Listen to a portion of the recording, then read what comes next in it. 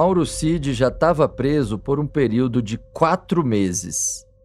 Primeiro, pelas suspeitas de fraudes em certificados de vacina. Depois, desvio e venda de joias no exterior. Por último, surgiram os primeiros indícios de envolvimento em um golpe de Estado. A situação dele e da família dele nas investigações só piorava.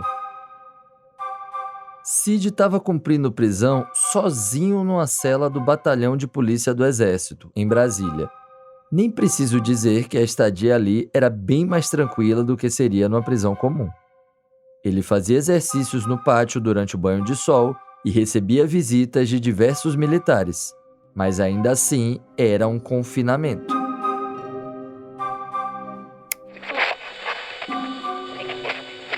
O tenente-coronel tentava se distrair com a ajuda de um radinho de pilha. Cid gostava de sintonizar nas estações de notícias para saber o que estava acontecendo lá fora, mas começou a ficar angustiado com o que ouvia a respeito de si próprio. Vamos de Mauro Cid? Oh, meu Deus, assunto inevitável, né? Surgiu aí a perspectiva da confissão. O Mauro Cid, nesse exato momento, ele é praticamente um morto social. Ele é visto por parte do bolsonarismo como um traidor, né? Mauro Cid pode estar atirando no próprio pé. Isso aqui é um tiro na própria cara. Ele está se prejudicando. O único beneficiário disso é o ex-chefe dele, é o Bolsonaro.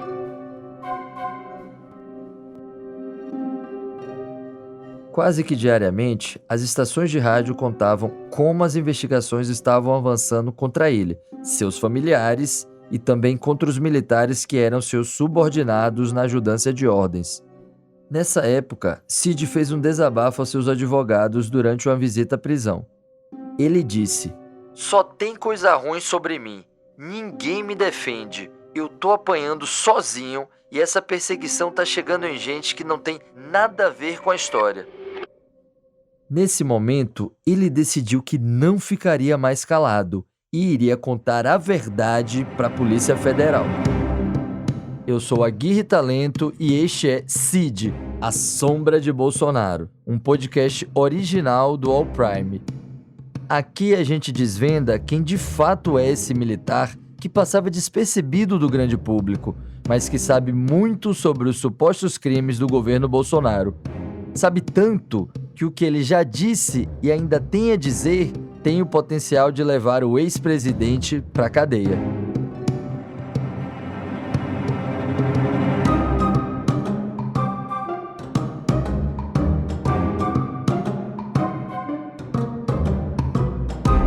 Episódio 4. O plano de golpe.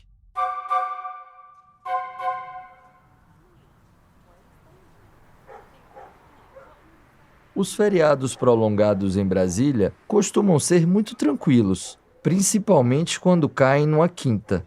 Aí é certeza que nenhum órgão público vai funcionar no dia seguinte.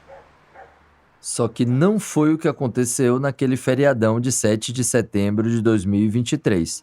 Um dia em que, vale ressaltar, o governo anterior, sob a batuta de Bolsonaro, costumava celebrar de maneira bastante efusiva. A gente vê ali o presidente Jair Bolsonaro perto ali de populares, se aproximando ali de quem veio prestigiar esse 7 de setembro aqui na esplanada dos ministérios.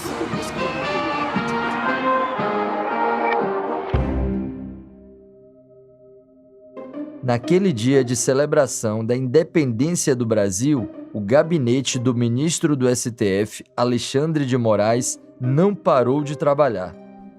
As investigações envolvendo o ex-presidente Jair Bolsonaro ganharam um impulso fundamental a partir dali. Acaba de ser homologada a delação premiada do tenente-coronel Mauro Cid, ex-auxiliar do presidente Jair Bolsonaro. O ministro Alexandre de Moraes também concedeu a liberdade provisória ao tenente-coronel Cid. No dia 9 de setembro, em pleno sábado, o STF divulgou 2 comunicados. Um deles dizia que a prisão de Mauro Cid estava revogada e que ele poderia ir para casa com tornozeleira eletrônica. Em fevereiro de 2024, Eu entrevistei o advogado de Cid, César Bittencourt, e perguntei para ele como o tenente-coronel recebeu aquela notícia. Esse é o momento que o homem também chora, né? Ele chorou? É emocionante, ele, o pai, mãe, eu, toda a mulher. São momentos gratificantes, né? Emociona bastante, né? O outro comunicado do STF era mais sucinto. Moraes consultou poucas pessoas antes de decidir divulgar aquelas informações. Era apenas um parágrafo, mas prometia uma hecatombe. O título enigmático dizia Nota Oficial do Gabinete do Ministro Alexandre de Moraes. No comunicado estava escrito que, dentro dos parâmetros exigidos pela lei, o ministro tinha acabado de aceitar e dar validade legal a um acordo de colaboração premiada realizado entre a Polícia Federal e Mauro César Barbosa Cid. O ministro Moraes recebeu no gabinete dele uma proposta de delação premiada feita pelo tenente-coronel Mauro Cid, ex-ajudante de ordens de Bolsonaro. Nessa audiência foi relatada a vontade dele de prestar a colaboração. Ele contou com a presença aí do Cid, né, e do advogado César Bittencourt. O militar prodígio que tinha sido treinado no batalhão das Forças Especiais para resistir à tortura, jogou a toalha e se rendeu. A partir daquele momento, ele era oficialmente um delator. Eu contei para você no primeiro episódio que Mauro Cid trocou de advogados várias vezes até contratar o criminalista César Bittencourt. Era a última esperança para conseguir tirar o tenente-coronel da prisão. Eu conhecia César Bittencourt da época da Operação Lava Jato. Ele defendeu um réu muito conhecido, Rodrigo da Rocha Loures. Talvez você não se lembre do nome, mas Rocha Loures ficou famoso por ter sido gravado pela Polícia Federal dando uma corridinha na saída de uma pizzaria com a mala cheia de dinheiro. As imagens mostram o encontro entre o deputado Rodrigo Rocha Loures e o diretor da JBS, Ricardo Saúde. Rocha Loures era assessor do então presidente Michel Temer e foi implicado na delação premiada do empresário Joesley Batista, do grupo JIF. Quando lembrei disso, percebi que a história tinha uma semelhança com o caso de Cid. Rocha Loures também era uma espécie de braço direito do presidente da República. E como sempre acontece nessas investigações, surgiu a suspeita de que ele pudesse fazer uma delação premiada. Naquela época, eu descobri que o advogado César Bittencourt era um crítico ferrenho das delações. Naquele caso específico, o advogado partiu para uma linha de defesa mais tradicional, apontando possíveis nulidades na investigação e tentando derrubar o caso, que por sinal até hoje não teve um desfecho. Então, quando César Bittencourt entrou na defesa de Mauro Cid, a minha primeira aposta era de que não viria a delação por aí. Só que ele logo começou a dar entrevistas sinalizando que iria sim nessa direção. Claro, o Mauro Cid, como assessor, segue ordens, cumpre ordens do chefe, do superior. E como militar, essa obediência hierárquica é muito rígida, é muito grande, né? Então ele exercia a função, não tem como se desvincular. O que ele fazia? Assessorava. Assessorava quem? O presidente. Eu precisava conversar com o advogado César Bittencourt para entender melhor como foi tomada essa decisão de delatar. Então, no dia 21 de fevereiro de 2024, eu fui ao escritório dele no Lago Sul, em Brasília. A colaboração premiada não estava no meu universo, não estava na minha visão, porque eu sou contra o Instituto, né? Ele me disse que delatar não era a primeira escolha e me contou detalhes inéditos sobre os bastidores da negociação. Cid foi convocado para prestar depoimento à Polícia Federal no dia 25 de agosto de 2023. Ele foi ao prédio da PF decidido a responder às perguntas dos investigadores e esclarecer o que sabia. Por isso, foi chamado para mais 2 dias de depoimento. Cid falou por mais de 10 horas. César me explicou que, ao final disso, a Polícia Federal fez uma proposta para a celebração do acordo e Cid resolveu aceitar. Nessa circunstância, sendo ouvido pela Polícia Federal, nós ficamos uma semana inteira, 8 dias. 2 dias só ele falando. Então foi bastante puxado. Ele chegou à conclusão de, tem a proposta, vou analisar. É boa. É isso? Então tá. Negociamos ali, tá bom. Então vamos fazer. Então se decidiu assim. Não é uma escolha. A gente não pediu nem para fazer.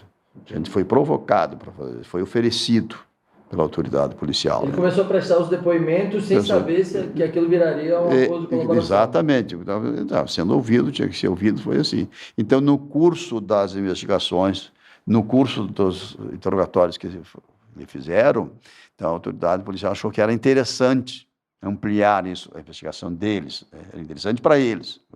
E daí, claro, tem que ser interessante também para o cliente. E daí eles fizeram a proposta. Digo, Cid, vale a pena. Aceitar, eu autorizei, porque se eu não quisesse, não faria. Claro.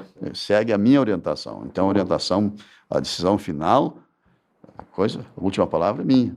Claro. Mas ele concordou. Conversei com ele, falamos de eu acho vantajoso. Acho bom, então tá. Então, é por aí, a situação funciona mais ou menos assim.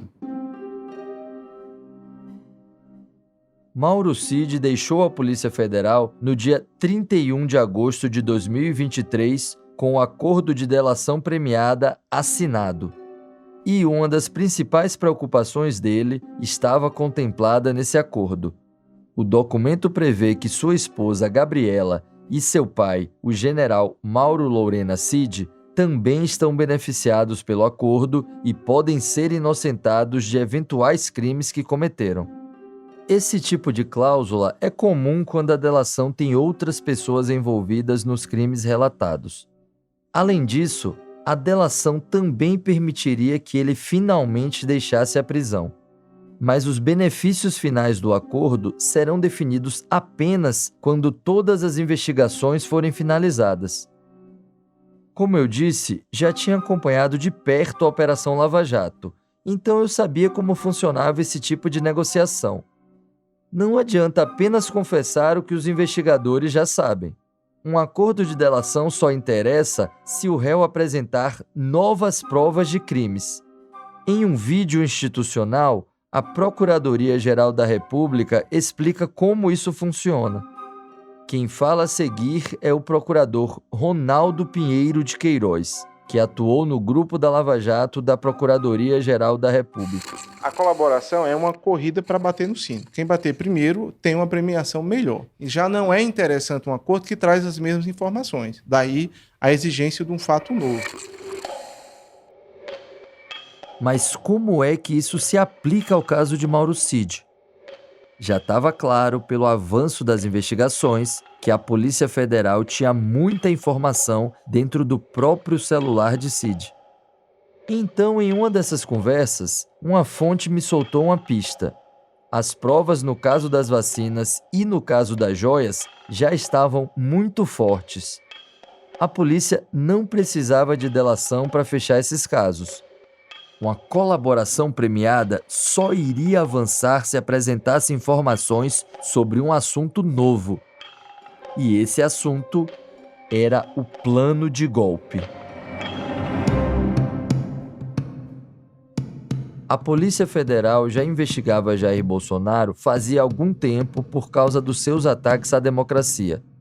Os investigadores entendiam que o então presidente da República estava pouco a pouco atacando a credibilidade das urnas eletrônicas para preparar o terreno caso não quisesse deixar o poder. Nós temos um sistema eleitoral que apenas 2 países no mundo usam. No passado, alguns países tentaram usar, começaram até a usar esse sistema e rapidamente foi abandonado. Repito, o que nós queremos são eleições limpas, transparentes, onde o eleito realmente reflita a vontade da sua população. O que Mauro Cid apresentou em sua delação foi o plano concreto discutido pelo então presidente da República para tentar realmente dar um golpe de Estado. e essa informação era considerada muito valiosa para as investigações. A gente já contou isso, mas é importante lembrar. O tenente-coronel sabia de todo mundo que entrava e saía para reuniões com o presidente e, na maioria das vezes, ficava sabendo dos assuntos discutidos nesses encontros. Portanto, faz sentido que ele tivesse, sim, detalhes sobre a discussão desse plano de golpe. Até mesmo porque ele próprio também estava metido nessas conversas. Na delação, Mauro Cid contou que em novembro de 2022, Bolsonaro recebeu uma proposta de decreto golpista em uma reunião no Palácio da Alvorada. O texto previa convocar novas eleições e impedir que Lula tomasse posse. Esse documento, segundo Cid, foi entregue pelo assessor Felipe Martins. Esse novo personagem já tinha aparecido envolvido em problemas. O Ministério Público Federal denunciou à Justiça Federal o assessor especial para assuntos internacionais da presidência, o Felipe Martins. Ele é acusado de racismo pelo gesto, um gesto que fez durante uma sessão do Senado no fim de março. O gesto é associado a movimentos supremacistas brancos. O relato ganhou força pela riqueza de detalhes apresentados por Cid. Ele contou à PF que Felipe Martins apareceu por lá acompanhado de um jurista e de um padre, e também deu detalhes sobre o teor do texto. Cid não lembrava os nomes dos outros personagens, mas a Polícia Federal obteve os registros de entrada no Palácio da Alvorada e descobriu que o jurista era um advogado chamado Amaury Feres Saad, autor de um livro sobre o artigo 142 da Constituição. Isso corroborava o relato de Cid. O artigo define o papel das Forças Armadas na nossa democracia. Um trecho dele diz que as Forças Armadas se destinam à defesa da pátria e à garantia dos poderes constitucionais. Por causa desse detalhe, aliados de Jair Bolsonaro começaram a divulgar uma interpretação de que isso significava que ele poderia convocar o exército para intervir no judiciário. Amaury defende exatamente isso no seu livro. Ele diz que o presidente da República pode acionar o exército para destituir um ministro do STF com base nesse artigo. Em vídeos divulgados publicamente, Amaury também já defendeu essa posição, como nesse registro. Quando você admite que existe um foco de competências, no 142, que dá ao presidente da República a capacidade de adotar certas medidas com o apoio das Forças Armadas, você tem que responder 2 tipos de perguntas. Que medidas cabem, o que se pode fazer e o que se não pode fazer, e 2, como que se faz isso? Depois de identificar os personagens, a PF deflagrou em 8 de fevereiro de 2024 uma nova operação para aprofundar as investigações sobre o plano de golpe. Felipe Martins foi preso. Amaury Saad foi alvo de busca e apreensão. A Polícia Federal também descobriu quem era o padre citado por Mauro Cid. Ele se chama José Eduardo de Oliveira e atua em uma paróquia em Osasco, em São Paulo. O padre costumava frequentar eventos políticos de diversos partidos em Brasília. Ele também foi alvo de busca e apreensão. Nesse dia, o padre fez uma transmissão pela internet dizendo estar tranquilo diante das investigações. Meus queridos, quero deixar com vocês o meu abraço muito fraterno. Que Deus abençoe a todos. Não pensem assim que eu tô desanimado. Não. Tô bem, graças a Deus. Muito firme com o nosso Senhor. Quero aproveitar essa ocasião para reafirmar a minha posição absolutamente inquestionável, também inequívoca em defesa da vida, contra o aborto. Essa sempre foi uma bandeira pela qual eu combati. Em favor da família, contra as ideologias que pretendem desconstruir a identidade das pessoas, em favor daqueles princípios que nós todos somos chamados, como cristãos, a defender com valentia. Eu fui conversar com o advogado dele, Miguel Vidigal.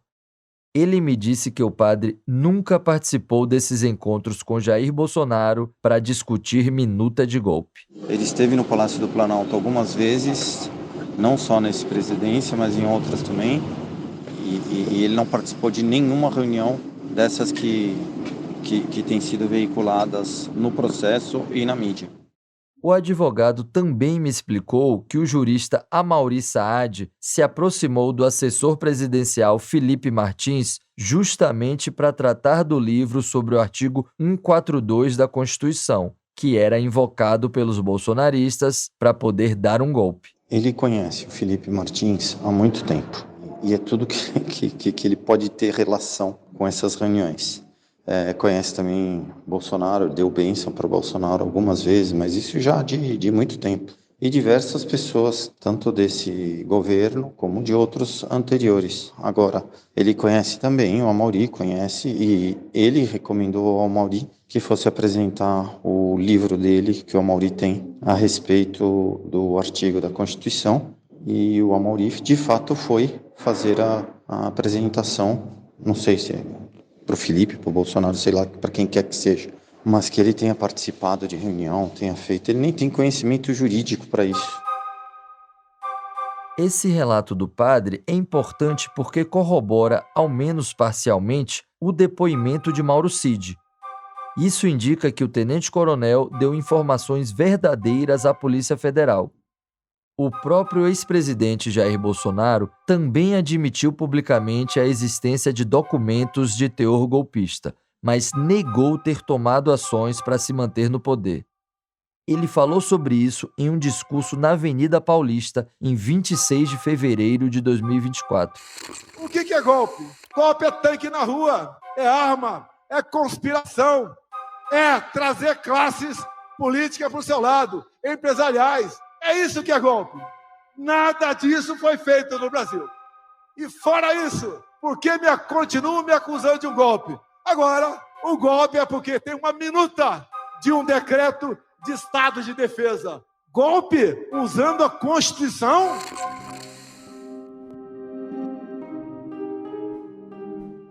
Cid contou que a primeira versão do documento golpista previa a convocação de novas eleições e a prisão de adversários de Bolsonaro, como os ministros do STF Alexandre de Moraes e Gilmar Mendes. De acordo com o depoimento dele, Bolsonaro pediu alterações no documento para deixar apenas a prisão de Alexandre de Moraes, o seu principal algoz. Depois que a minuta golpista recebeu as mudanças, ele tomou o passo mais grave nessa história toda. E quem revelou isso novamente foi Mauro Cid. Bolsonaro convocou os comandantes das Forças Armadas ao Palácio da Alvorada para consultá-los sobre o plano de golpe. E o próprio ex-comandante do Exército, o general Marco Antônio Freire Gomes, confirmou tudo à Polícia Federal. E agora em Breaking News, a gente conta que o ex-comandante do Exército e general da Reserva, Marco Antônio Freire Gomes, confirmou em depoimento à Polícia Federal ter presenciado reuniões onde foram discutidos os termos da chamada minuta do golpe. Freire Gomes disse que Bolsonaro o chamou para uma primeira reunião no dia 7 de dezembro de 2022. Esse encontro foi na biblioteca do Palácio da Alvorada. Lá, Felipe Martins apresentou a primeira versão da minuta golpista. No outro encontro, Bolsonaro chamou os comandantes das três forças para apresentar uma nova versão do documento. Nessa reunião, Freire Gomes e o comandante da Aeronáutica, Carlos Batista Júnior, afirmaram ser contrários ao plano golpista e que não existia suporte jurídico. O único que ficou do lado de Bolsonaro foi o chefe da Marinha, almirante Almir Garnier. De acordo com os depoimentos, ele teria dito que suas tropas estavam à disposição do presidente. Mas a oposição dos chefes do Exército e da Aeronáutica impediu que o plano de golpe fosse adiante. O diretor da PF, Andrei Passos Rodrigues, disse com exclusividade para nossa reportagem que foi esse planejamento de ações golpistas que acabou resultando no ato do dia 8 de janeiro, com a destruição das sedes dos três poderes em Brasília. A tentativa de golpe, inclusive minutas que se encontrou, documentos que se encontrou, depoimentos que houve, delações que já aconteceram também, todos apontam, né, para, de fato, a existência, a ocorrência e o dia 8 de janeiro foi a face mais visível desse processo. Poderíamos remeter aqui também a 24 de dezembro, onde houve a tentativa de um atentado terrorista no próximo aeroporto de Brasília, no dia 12 de dezembro, onde houve invasão, inclusive no prédio da Polícia Federal, acampamentos golpistas que se espalharam pelo Brasil inteiro, enfim. Então, isso que a Polícia Federal trabalha para mostrar tecnicamente, juridicamente e definindo autoria, materialidade e circunstâncias de tudo que aconteceu, indicando quem são as pessoas que a investigação identificou como responsáveis em todos os níveis dessa estrutura criminosa que foi identificada. Então, isso é o que está sendo feito. No início de junho de 2024, eu passei algumas vezes na frente de um prédio residencial no bairro da Asa Norte, em Brasília. Num desses dias, me aproximei para conversar com um funcionário. Você pode me dar informação? Eu sou jornalista. Queria te perguntar, na verdade, porque tem uma investigação da Polícia Federal sobre plano de golpe, que eles falam de uma reunião feita por militares em novembro de 2022, no salão de festa aqui. Aqui é funcional de militar, não? Esse prédio aqui? É civil. A maioria são militares. Ah, os moradores. A Polícia Federal foi avançando nas investigações e descobriu que no dia 28 de novembro de 2022, às 7 da noite, o salão de festas desse prédio residencial foi sede de uma confraternização com objetivos claramente golpistas.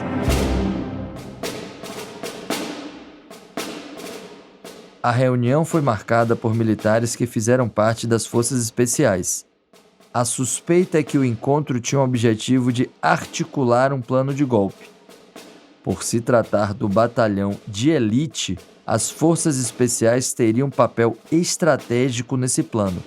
E nesse aspecto, a situação de Cid começou a se complicar de novo. As informações sobre essa reunião foram encontradas pela Polícia Federal nas trocas de mensagens dentro do celular de Mauro Cid. E o problema é que nos depoimentos de sua delação, Cid não deu informações detalhadas sobre a articulação dos militares das forças especiais dentro desse plano de golpe. Aí os investigadores da PF começaram a olhar com desconfiança para o colaborador deles. É regra básica nas delações que ele conte tudo o que sabe e não esconda fatos. Mas a situação ia piorar ainda mais. Eu te conto depois do intervalo.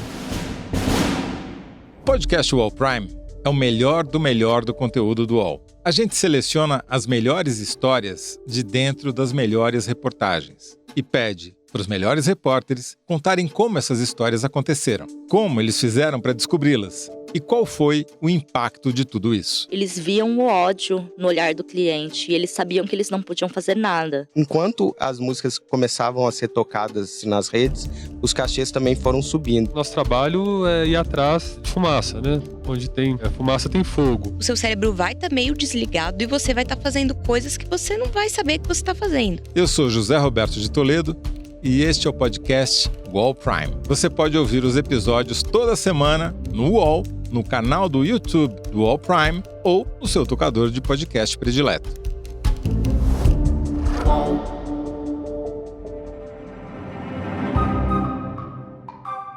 Eles já estão com a narrativa pronta. Eles não queriam saber a verdade. Eles queriam só que eu confirmasse a narrativa deles. Entendeu? Essa é a voz do tenente-coronel Mauro Cid. É isso que eles queriam. E toda vez eles falavam, mas a sua colaboração tá muito boa. Você vai ser... Tipo assim, ele até falou, vacina, por exemplo, você vai ser indiciado por 9 negócios de vacina, 9 tentativas de falsificação de vacina, vai ser indiciado por associação criminosa e mais um termo lá. Ele falou assim, só essa brincadeira são 30 anos para você. Em 21 de março de 2024, a revista Veja divulgou uma série de gravações de áudio nas quais Mauro Cid diz que foi pressionado a fazer um acordo de delação e critica a condução das investigações. O Alexandre de Moraes já tem a sentença dele pronta. Eu acho que essa que é a grande verdade. Ele já tem a sentença dele pronta. só está esperando passar o tempo, o momento que ele achar conveniente, denuncia todo mundo, PGR acata, aceita e ele prende todo mundo.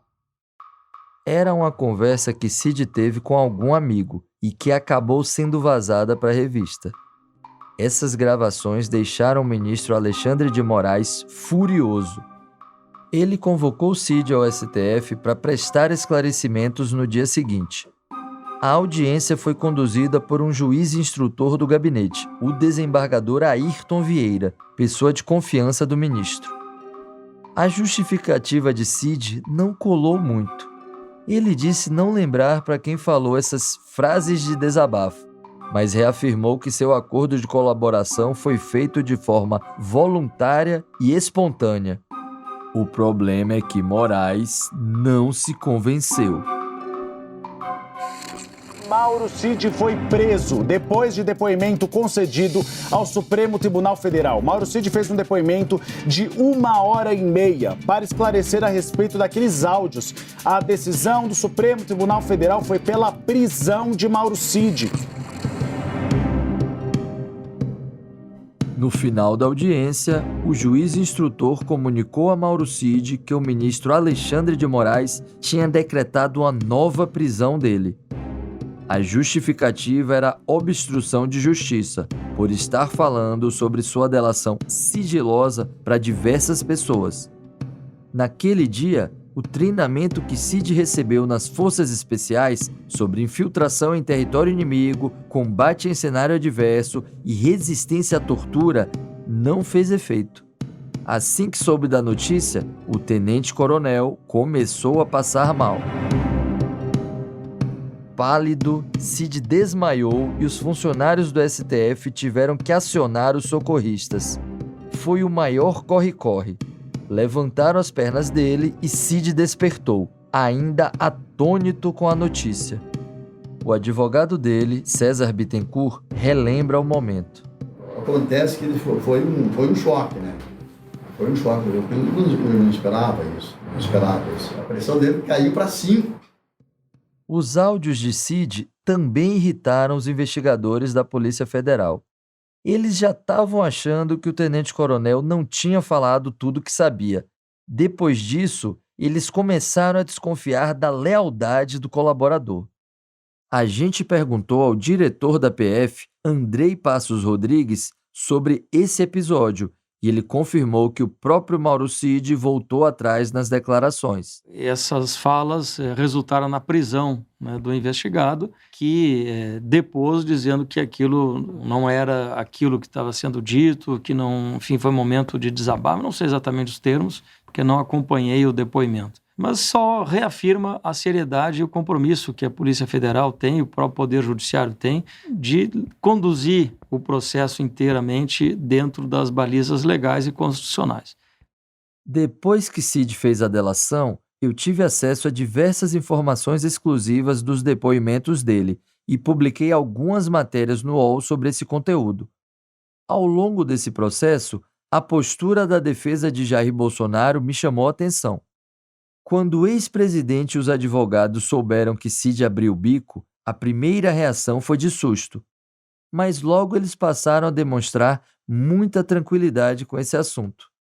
Nas conversas que eu tinha com pessoas próximas de Jair Bolsonaro, eles garantiam que Mauro Cid não tinha delatado o ex-chefe. Eu achava que aquilo não fazia nenhum sentido. Não existe colaboração para delatar quem está abaixo. Faz parte desse tipo de acordo entregar fatos criminosos de quem está acima do delator. Quando os áudios da revista Veja vieram a público, eu fui entender melhor esse cenário.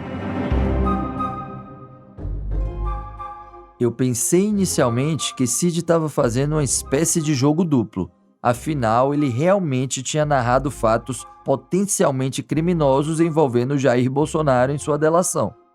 Nos depoimentos, ele implicou Bolsonaro nas fraudes nos certificados de vacina, no esquema da venda de joias e no plano de golpe. Então eu fui conversar com pessoas próximas do tenente-coronel para entender melhor o que Cid realmente estava pensando sobre sua própria delação e o cenário todo. Falei com familiares, amigos militares e advogados que conversavam diretamente com o tenente-coronel. O que eu vou contar a seguir se baseia nesses relatos, todos feitos sob condição de anonimato. Uma coisa me impressionou logo de cara. Cid não se vê como um delator. Ele até rejeita esse rótulo. Prefere ser chamado de colaborador. A minha interpretação disso é que ele acabou criando essa linha de raciocínio para não enfrentar o dilema de ser um militar traidor.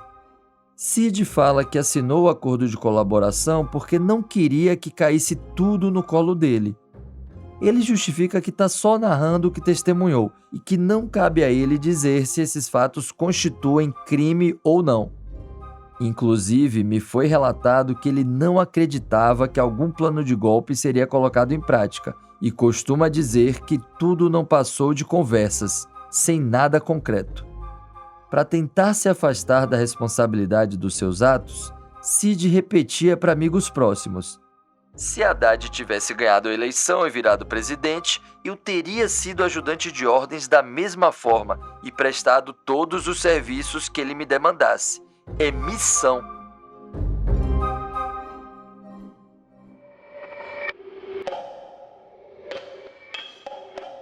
A verdade é que as mensagens encontradas pela PF no celular de Cid mostram que ele participou muito mais das articulações golpistas do que ele contou em seus depoimentos da delação. Cid articulou com militares das Forças Especiais a realização de reuniões de teor golpista, a arrecadação de recursos e o planejamento de iniciativas contra a posse de Lula. O advogado dele negou que Cid estivesse escondendo informações e disse que o cliente não falou sobre alguns desses assuntos simplesmente porque não foi perguntado, mas que estava à disposição para continuar colaborando. Nem mentir, nem esconder nada. Ele perguntou, respondeu tudo que lhe perguntaram. Se você quer saber da minha vida, eu falo aqui a semana inteira para você. Vai ficar faltando coisa. Por quê? Porque eu não sei o que é. Agora, se você me perguntar, então, se alguém falhou, não foi eu, Cid. Foi os perguntadores. E também não falharam. Porque como é que você vai fazer uma pergunta? Você vai crescendo. Conforme informações vai recebendo, vai tendo outros para fazer. E, de repente, tinha informações que a autoridade policial não tinha naquele momento, por isso não perguntou.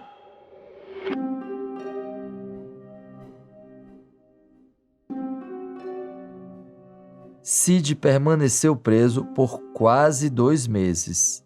Em 3 de maio de 2024, Moraes mandou soltar novamente o tenente-coronel, sob argumento de que os depoimentos prestados por ele foram suficientes para esclarecer os áudios e não tinha mais necessidade de mantê-lo preso. A data tinha um simbolismo. 1 ano antes, a Polícia Federal tinha batido na casa de Cid para que ele fosse preso pela primeira vez. No dia em que o tenente-coronel foi solto, eu perguntei ao advogado César Bittencourt se ele tinha dado alguma orientação para o cliente sobre as coisas que andava falando por aí. Doutor César, o Cid, agora que foi solto, não tem nenhuma proibição de usar o celular, né? O senhor deu alguma orientação para ele tomar certos cuidados depois de tudo que aconteceu? Teve alguma conversa nesse sentido? Isso nós já tivemos de cara, né? Muitas vezes ele mesmo, pisei na bola, lógico. Os investigadores da Polícia Federal também achavam que Cid tinha pisado na bola. A eficácia da delação dele só vai ser avaliada pela PF quando for concluída a investigação sobre o plano de golpe. Quando isso acontecer, a Polícia Federal vai fazer um relatório dizendo se as informações apresentadas por Cid foram úteis para o avanço das apurações e se sua colaboração foi eficaz. No final, o ministro Alexandre de Moraes é quem vai decidir os benefícios que Cid e seus familiares vão ganhar na justiça. Até isso acontecer, Mauro Cid ainda acredita que pode retomar sua carreira militar.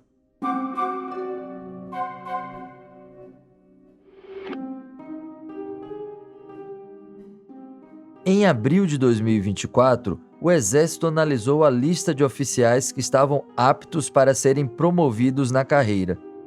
A princípio, Cid seria um dos primeiros colocados nessa lista, por causa das qualificações obtidas por ele ao longo da vida militar. A comissão de promoção de oficiais faz uma espécie de ranking para decidir quem merece subir de patente. Como Cid estava entre os primeiros colocados nos principais cursos que fez, a pontuação dele era alta. Por isso, muito provavelmente, ele chegaria à patente de coronel. Mas a comissão vetou o nome dele porque estava preso e implicado em todas essas investigações. Uma nova lista de promoções será analisada em 2025. Em tese, Cid ainda pode ser promovido caso não tenha nenhuma condenação, mas o Exército busca formas de evitar esse constrangimento. Os generais com quem a gente conversou ao longo dessa apuração deixam claro que a carreira militar de Cid chegou ao fim da linha. Eu chamo minha colega Carla Araújo para contar esses bastidores. Com as investigações avançando, a cúpula do Exército chegou a tentar convencer, de alguma forma, o Cid a pedir aposentadoria. Eles não falam aposentadoria, tem lá um mecanismo no Exército que chama cota compulsória, que é quando algumas vagas extras para aposentadoria podem ser oferecidas como se fosse um PDV, um plano de demissão voluntária, né, na iniciativa privada. Na época já era o comandante Tomás Paiva. A cúpula começa e procura o Cid de uma forma discreta, evidentemente, e sonda ele se ele não teria interesse em pedir aposentadoria antecipada para, digamos assim, tirar esse problema de dentro da caserna. Mas o Cid não aceitou. Colocar a farda no armário e optar pela aposentadoria precoce teria sido o caminho mais fácil para Cid tentar preservar sua carreira militar. Só que agora, ele corre o risco de não ter nem mais isso garantido. O que acontece? O Cid estava num momento em que, primeiro, ali tem algumas figuras que todo mundo já olha e já vislumbra como, esse vai virar general, porque não tem vaga para todo mundo virar general, né? Mas antes disso, ele precisaria virar coronel. E a turma dele já estava para ser promovida esse ano, agora em 2024. Mas ele está afastado das funções. Então, por merecimento, que são as primeiras turmas que são promovidas, ele não pode mais. E aí, com esse mecanismo dele estar afastado, é um jeito que o Exército consegue de não promovê-lo, porque a vaga para coronel seria a hora da turma dele ter. E eles admitem ali que seria um constrangimento enorme para o Exército ter que promover o Cid no meio dessas investigações todas. Então, ali, o que hoje eles querem, e eles dizem isso, né, que o quanto antes essa questão for resolvida, para eles é melhor, né, mas tem toda uma burocracia que demora. O que eles dizem é que a carreira do Cid acabou, dificilmente ele vai virar general, porque ele está afastado das funções, então o Exército tem essa prerrogativa de usar esse afastamento para não promover o Cid. Se a delação premiada não render os benefícios previstos, Cid corre o risco de sofrer uma condenação judicial pelos crimes dos quais é acusado. Caso seja condenado na justiça comum, ele pode até ser expulso da carreira militar. O Exército tem que abrir um processo no seu Conselho de Justificação. É um órgão interno que vai analisar uma punição específica da caserna, se ele deve ser considerado indigno para a carreira militar e perder o seu posto.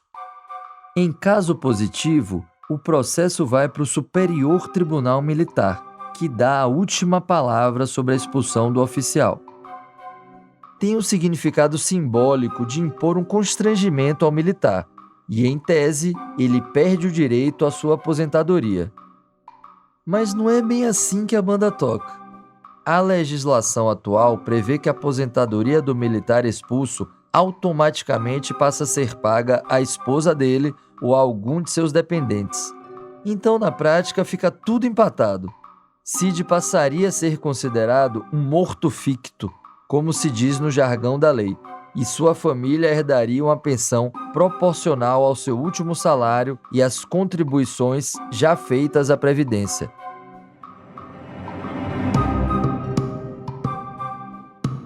A gente ainda não sabe qual vai ser o desfecho dessa história.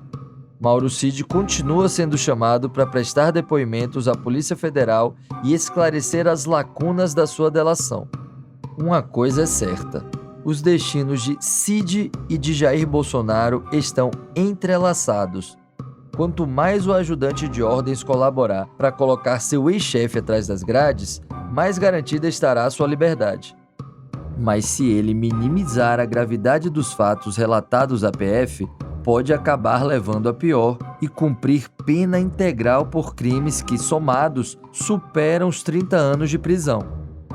Independentemente do que decidir a justiça, eu pedi que uma das minhas fontes perguntasse a Cid se ele se arrepende de ter aceitado o convite de se tornar ajudante de ordens de Bolsonaro e ter criado todo esse efeito borboleta na vida dele e da família. A resposta de Cid foi a seguinte: eu durmo toda noite com a minha consciência tranquila. Cid, a Sombra de Bolsonaro é um podcast original do UOL Prime em 4 episódios. Para ouvir todos eles, acesse uol.com.br/Cid. Eu vou repetir, uol.com.br/Cid. Eu sou Aguirre Talento e faço a apresentação do podcast. A pesquisa e reportagem foram feitas por mim e por Carla Araújo. Eu também assino o roteiro, junto com a Clara Helstab. O tratamento do roteiro é de Lígia Carriel. A montagem é de Danilo Correia. O desenho de som e a trilha sonora original são de João Pedro Pinheiro. Trilhas adicionais do Epidemic Sound. Gravado no Estúdio Madruga, em Brasília. Direção de voz de Clara Helstab e João Pedro Pinheiro. Design de Eric Fiore. Motion design de Leonardo Henrique Rodrigues. A direção de arte é de Gisele Pungan e Renê Cardilho. A coordenação é de Lígia Carriel, Carla Araújo e Graciliano Rocha. O podcast é um produto de UOL Prime, que tem Diego Assis como gerente-geral de reportagens especiais e Alexandre Jimenez como gerente do UOL Notícias. A supervisão é de Murilo Garavello, diretor de conteúdo do UOL. Este episódio usou áudios do UOL, da Rádio CBN, da TV Band, da TV Brasil, da Record TV, da CNN Brasil, do Ministério Público Federal, da Revista Veja, do canal Galhardo Explica no YouTube e do canal do Padre José Eduardo no YouTube. UOL.